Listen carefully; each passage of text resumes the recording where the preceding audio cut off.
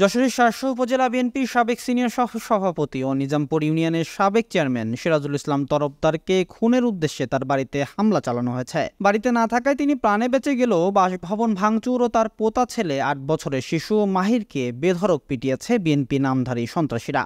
গত ২৮ সেপ্টেম্বর দুপুরে নিজামপুর বিএনপির যুগ্ম আহ্বায়ক আব্দুর রহমান মন্টু, বিএনপির নামধারী সন্ত্রাসী আব্দুস সালাম, জুলফিকার আলী, জুডু, আওয়ামী লীগে যোগদানকারী আনসার আলী, জালাল মেম্বার এবং তাদের সহযোগীরা এই হামলা চালিয়েছে বলে অভিযোগ করেছেন সিরাজুল ইসলাম তরফদার। একই দিন তারা নিজামপুর বাজারে ওহিদুল ইসলামের সেলুন ভাঙচুর করে টাকা লুট এবং গোরপাড়া বাজারে বৈষম্য বিরোধী ছাত্র আন্দোলনে গুলিবিদ্ধ শাহিন আলমের ওপরও হামলা করেন। এলাকাবাসী জানিয়েছে, ক্ষমতার পট পরিবর্তনের সাথে সাথে হামলাকারীরা বেপরোয়া হয়ে উঠেছে। শার্শা উপজেলা বিএনপির যুগ্ম আহ্বায়ক হাসান জহির ও লক্ষণপুর ইউনিয়ন বিএনপির আহ্বায়ক মুতাসাম খোকনের পৃষ্ঠপোষকতায় ২ ইউনিয়নে ত্রাসের রাজত্ব কায়েম করে চলেছে সন্ত্রাসীরা। তাদের হাত থেকে রক্ষা পাচ্ছে না বিএনপির নেতাকর্মীরাও।